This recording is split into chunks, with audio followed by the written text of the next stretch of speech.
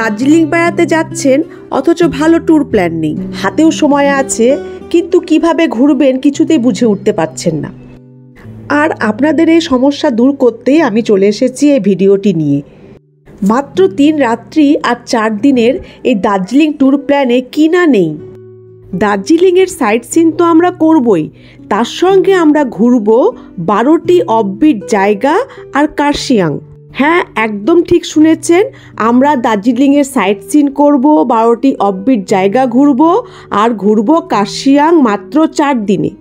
শুধু তাই নয়, আমরা দার্জিলিংও উঠব একটা নতুন রুট দিয়ে, নতুন রাস্তা দিয়ে, যে রুটটি হয়তো আপনাদের আজ পর্যন্ত কেউ বলেনি। তাহলে চলুন আর দেরি না করে আমরা দেখে নিই প্রথম দিন ট্রেন থেকে নেবে আমরা কোন রুট দিয়ে দার্জিলিং উঠব আর সেই যাওয়ার পথে আমরা কি কি দেখব।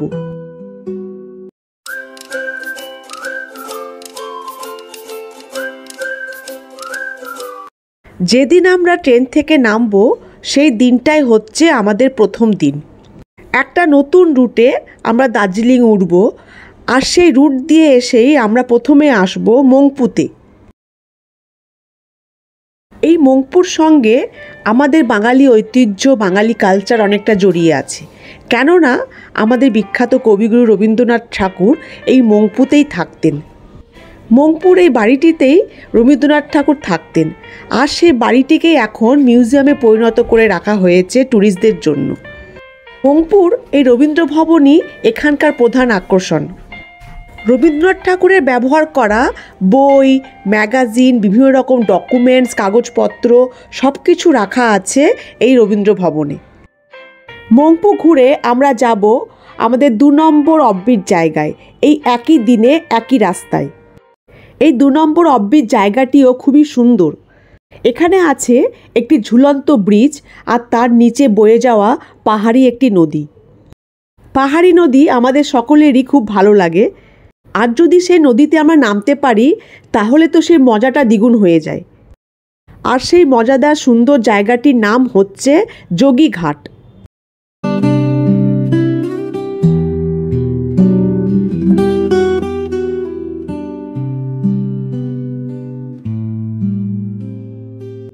যোগীঘাট দেখে সেখানে সেলফি ছবি তুলে আমরা চলে যাব আমাদের 3 নম্বর অফবিট জায়গায়, একই দিনে একই রাস্তায়।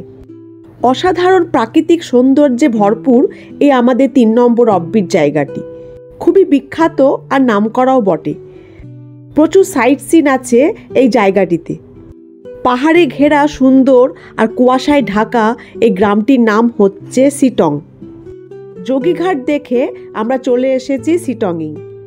কি না নেই সিটংয়ে, মনেস্ট্রি, লেক, কমলা লেবুর বাগান সব কিছু পাবেন এখানে এসে। সিটং ঘুরে আমরা চলে যাব আমাদের পরবর্তী অফবিট জায়গায়, যেটি সিটং থেকে খুবই কাছে অবস্থিত। এখানে একটা কথা বলে দিই যে যদি আপনাদের ঘুরতে ঘুরতে সন্ধে হয়ে যায় আর আপনারা আর ঘুরতে না চান, তাহলে এই 4 নম্বর জায়গাটি এই একই দিনে দেখার প্রয়োজন নেই। এই জায়গাটি আপনারা 2 নম্বর দিনে অর্থাৎ ডে 2তে প্রথমে দেখে নেবেন। আর সেই জায়গাটি হলো আহালধারা। এখানেই আছে বিখ্যাত আহালধারা ভিউ পয়েন্ট। সিটংয়ের খুব কাছেই আছে এই আহালধারা।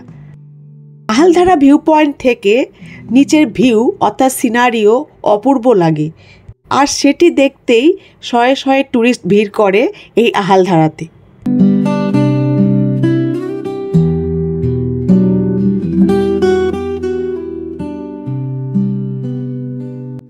সিটং আর আহালধারা দেখে আমরা কিন্তু দার্জিলিং ফিরব না, আমরা নাইট স্টে করব সিটংয়ে। আপনি চাইলে আহালধারাতেও নাইট স্টে করতে পারেন, কিন্তু আমি বলবো সিটংয়ে করুন, কেননা সিটংয়ে নাইট স্টে করার প্রচুর অপশান আছে, প্রচুর হোমস্টে আছে।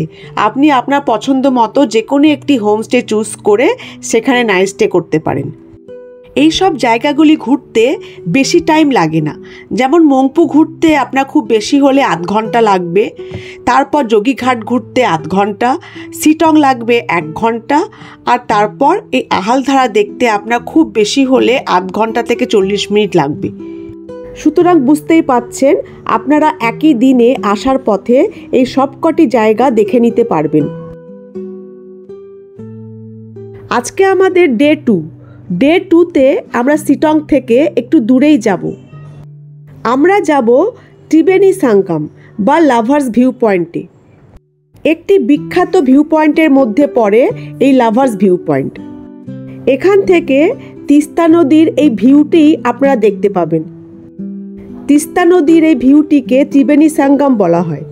এখান থেকে আমরা যাব আমাদের 5 নম্বর জায়গায়, আর সেটি হলো মাল্লিগ্রাম বা মাল্লি ভিলেজ।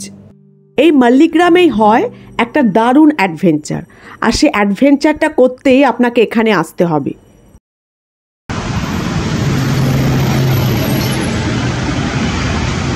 দেখে বুঝতেই পেরেছেন এটি কোন অ্যাক্টিভিটি। এই অ্যাক্টিভিটিটি হলো রাফটিং। আমি জানি আপনাদের অনেকে এটি করেন না, কিন্তু আমি বলবো দার্জিলিং এলে একবার এটি করে যান, খুব ভালো লাগবে। রাফটিং করে আমরা যাব আমাদের পরবর্তী অফবিট জায়গায়। চা বাগানে ঘেরা এই পাহাড়ি গ্রামটি খুবই সুন্দর, আর এই গ্রামটির নাম হলো তাগদা। এখানে একটা কথা বলে দিই যে যদি আপনারা রাফটিং করতে না চান তাহলে আপনাদের মাল্লিগ্রামে যাওয়ার কোনো প্রয়োজন নেই। সেক্ষেত্রে আপনারা শিটং থেকে ডে 2তে প্রথমেই চলে আসুন তাগদা। তাগদা থেকে আমরা চলে যাব আরেকটি চা বাগানের দেশে। সেই গ্রামটিও খুবই সুন্দর। শুধু চা বাগান নয়, এর সিনিক বিউটিও অসাধারণ। আর সেই 7 নম্বর পাহাড়ি গ্রামটার নাম হচ্ছে তিনচুলে। এখানেও আছে সুন্দর চা বাগান। শুধু চা বাগান নয়, এই চা বাগানের মাঝখান দিয়ে হেঁটে গিয়ে আপনি পৌঁছে যাবেন একটি বিখ্যাত ভিউ পয়েন্টে, যার নাম গুম্বাদারা ভিউ পয়েন্ট।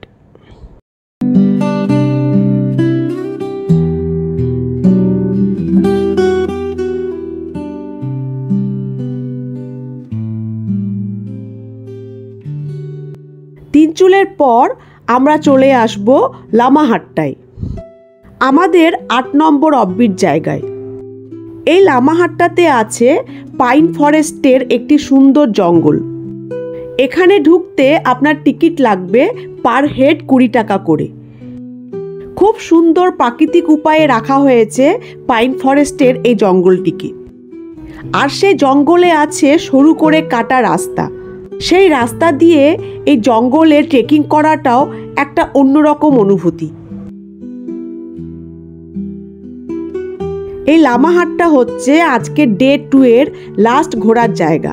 এবার আমরা এই লামাহাট্টা থেকে ওই একই গাড়িতে রওনা দেব দার্জিলিংয়ের দিকে।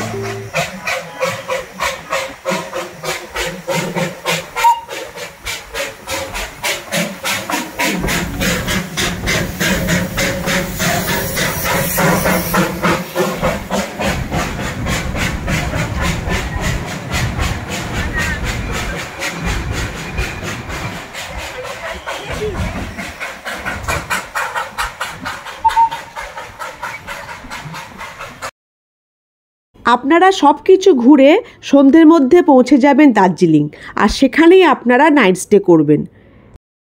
আজকে আমাদের ডে 3। আমরা অলরেডি 2 রাত্রি কাটিয়ে দিয়েছি। প্রথম রাত্রিতে ছিলাম শিটংয়ে, আর দ্বিতীয় রাত্রিতে আমরা ছিলাম দার্জিলিংয়ে। দার্জিলিংয়ে তৃতীয় দিনে আপনারা সব সাইট সিনগুলো করে নিন, টাইগার হিল থেকে শুরু করে যেগুলি আপনারা করতে চান। দার্জিলিংয়ের এই সাইট সিনগুলো করতে আপনার একটা পুরো দিন লেগে যাবে। তাই এই তৃতীয় দিনে আমরা অন্য কোথাও না গিয়ে এই তৃতীয় দিনের তৃতীয় রাত্রিটি আমরা দার্জিলিংয়েই কাটাবো। আজকে আমাদের ডে 4, অর্থাৎ ঘোরার আমাদের আজকের শেষ দিন।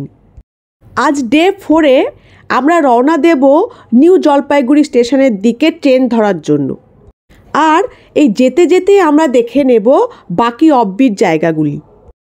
একদম সম্ভব একটু আমাদের তাড়াতাড়ি সকালবেলা বেরোলেই হবে। আপনি যদি 9টার মধ্যে বেরিয়ে যান রেডি হয়ে, তাহলে পরে আপনি সন্ধ্যে 5টার মধ্যে এই সব জায়গাগুলি দেখতে দেখতে পৌঁছে যাবেন নিউ জলপাইগুড়ি স্টেশন। ডে 4-এ বেরিয়েই প্রথমে আমরা চলে আসব দার্জিলিং থেকে সোনাডা। এই সোনাডাতে আছে বিখ্যাত রেনবো ফলস। শুধু এই রেনবো ফলসই নেই, এখানে দেখার আরও অনেক জিনিস আছে, মনেস্ট্রি, চার্চ, লোকাল আরও অনেক ঘোরার জায়গা।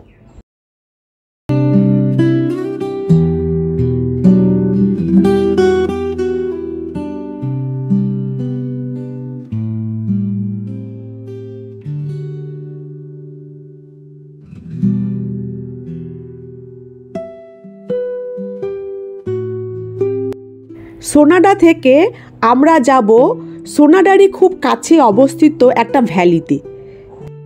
এই ভ্যালিটি চা বাগানের জন্য বিশ্ববিখ্যাত। শুধু চা বাগানই নয়, আপনি এখানে টি ফ্যাক্টরিতে ঢুকে কিভাবে চা তৈরি হয় সেটাও দেখতে পারেন। আর সেই ভ্যালিটির নাম হলো কালেজ ভ্যালি, আমাদের 10 নম্বর অফবিট জায়গা। শুধু চা বাগান নয়, এর প্রাকৃতিক সৌন্দর্যও মন কাড়া। সোনাডা আর কালেজ ভ্যালি দেখে এবার আমরা নিচের দিকে নামতে থাকব। এই নামার পথেই আমরা পেয়ে যাব আমাদের 11 নম্বর অফবিট জায়গা। আপনারা হয়তো ভাবছেন যে এতগুলো জায়গা 4 দিনে কি আদৌ সম্ভব, কিন্তু বিশ্বাস করুন, আমি নিজে এই ট্যুর প্ল্যানটা করে এসেছি।